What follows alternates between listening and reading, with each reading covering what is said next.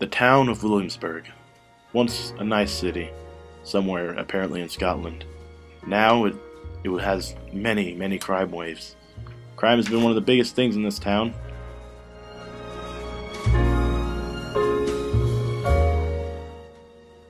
And though with all the crime, not all was bad. There were people, good cops out in the streets, keeping the crime down and helping the city. Like Malcolm, Macduff, and Macbeth.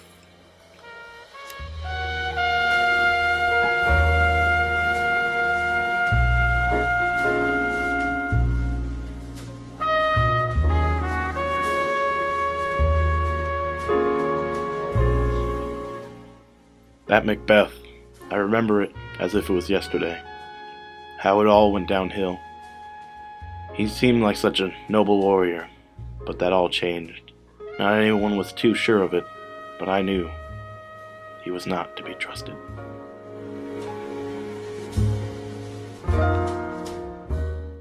Our men had recently put down an entire gang war. Everyone had celebrated. They held a feast to commemorate this occasion.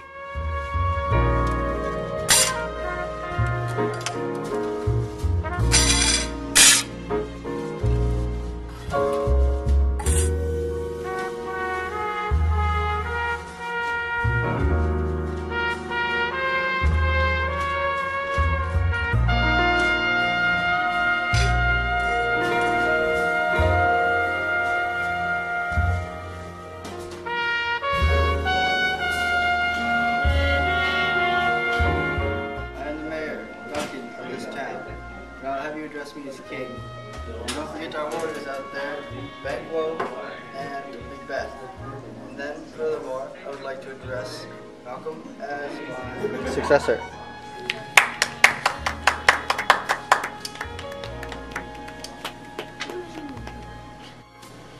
Dad! Nowhere in Scotland is safe!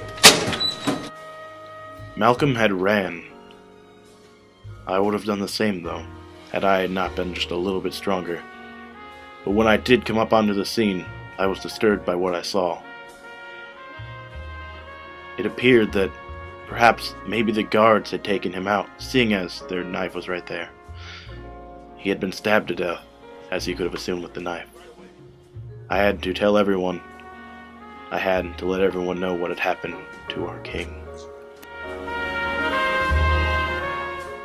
They saw the same scene as I did, a gruesome murder. All of them seemed very much disturbed. All but Macbeth, who wasn't there. He came, blood covered all over him. He had killed the guards. In an act of nobleness? Perhaps. I found it hard to believe that a man so well akin would not mourn, but rather fight. I had to figure out what had happened. And I had many questions of Macbeth, so I staged an interview with him. I had to know what he had up there in his mind, all the information, perhaps the plot of murder that was up there. Do you mind elaborating to me what happened? It was in my bed. Yes, it was in my bed. I had never thought much of Macbeth. He was there, but I never really met him myself. I could tell, just from his attitude, something wasn't right.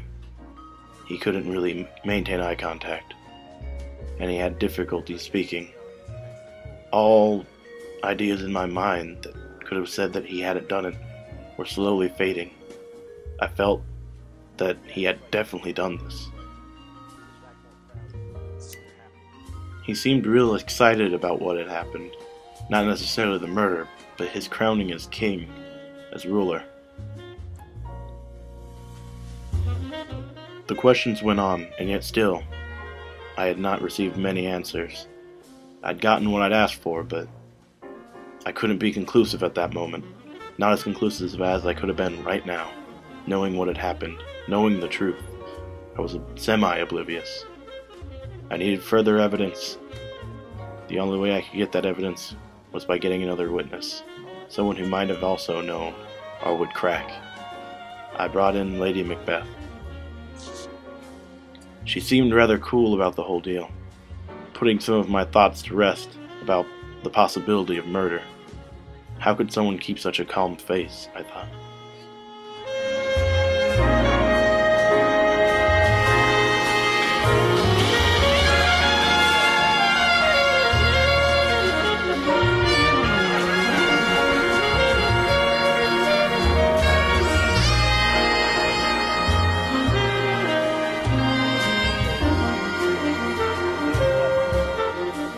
But as they had said, even behind the prettiest a flower could hide the deadliest of snakes.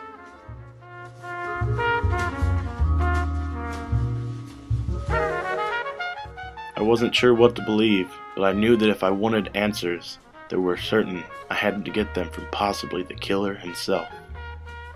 He had run off to England, and we discussed. He showed me the error of my ways, and he told me of the tyranny of Macbeth when I met him. He asked me if I was born of woman. Seemed like an odd question. I had to remind him, no, C-section. I reminded him once more, he can either stand down and be arrested, or die.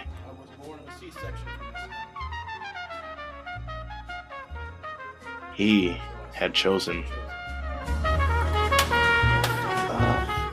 He was cast down, I dealing the blow. Then we went on to crown Malcolm as the true king. Now, finally, the kingdom would be put back where it belongs, and order could be restored to the town of, or kingdom, whatever quite it really was, we never really specified, of Williamsburg, could finally be calmed once more. And then they all went to go get some scones. What is a scone?